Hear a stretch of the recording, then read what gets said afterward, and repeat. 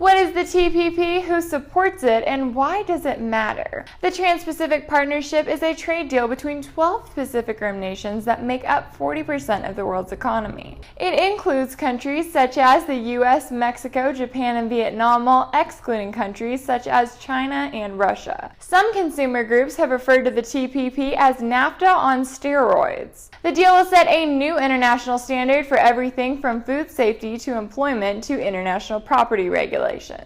While it has been in negotiations for several years, the full text of the TPP was kept secret up until last November. President Obama has been a big proponent of the TPP during his time in office, claiming that it will create jobs, strengthen U.S. leadership, and keep China from controlling the global economy.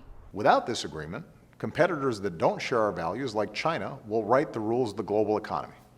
They'll keep selling into our markets and trying to lure companies over there.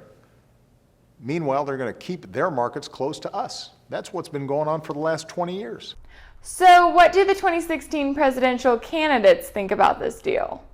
Donald Trump has been critical of the TPP, calling it a job killer that was promoted by special interest. The Trans-Pacific Partnership is another disaster, done and pushed by special interests who want to rape our country, just a continuing rape of our country. That's what it is, too. It's a harsh word. It's a rape of our country. This is done by wealthy people that want to take advantage of us. Bernie Sanders has rallied against the deal, questioning why the TPP is the answer now when other trade deals haven't worked in the past. But when we went forward with NAFTA, went forward with CAFTA, went forward with permanent normal trade relations, and we heard all of these folks telling us how great these agreements were going to be, and it turned out that virtually everything that they said was inaccurate, not true. Why in God's name would we go forward with another trade agreement, which is in fact larger than previous trade agreements? Green Party nominee Jill Stein is also against the TPP, and she pointed out one very important provision that would give corporations the power to circumvent U.S. courts. It's called the Investor-State Dispute Settlement, or ISDS, and it has also been criticized by organizations such as the Electronic Freedom Foundation and WikiLeaks. It creates a special court where corporations can sue states and then receive taxpayer compensation for expected future profits. So who supports the TPP other than Obama? Libertarian nominee Gary Johnson told Politico in June that he believes the TPP is laden with crony capitalism.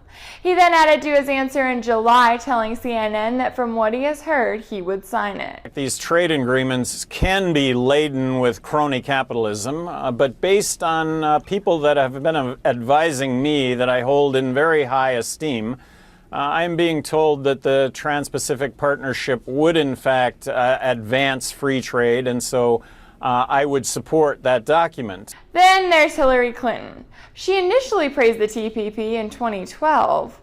This TPP sets the gold standard in trade agreements to open, free, transparent, fair trade. She then changed her tune in 2015 and said she couldn't support the deal in its current form. What I know about it as of today, I am not in favor of what I have learned about it. Her current stance won't be her final stance, according to Clinton's longtime friend, Virginia Governor Terry McAuliffe. He said at the DNC that while Clinton would like to change parts of the deal, she would end up supporting it if elected. McAuliffe later said he was wrong and that Clinton will always oppose the TPP. The interesting thing about Clinton's change of heart is that her vice presidential candidate, Tim Kaine, also flip-flopped on the same issue. As a senator in Virginia, Kaine was one of 13 Senate Democrats who voted to give Obama fast-track authority on the TPP last year. However, after discussing the issue with Clinton, he now says he is also against the deal in its current form. Ultimately, the largest trade deal in history, which is over 5,500 pages long, raises some serious questions, not just about who supports it, but about which countries it excludes and which freedoms it is willing to give away.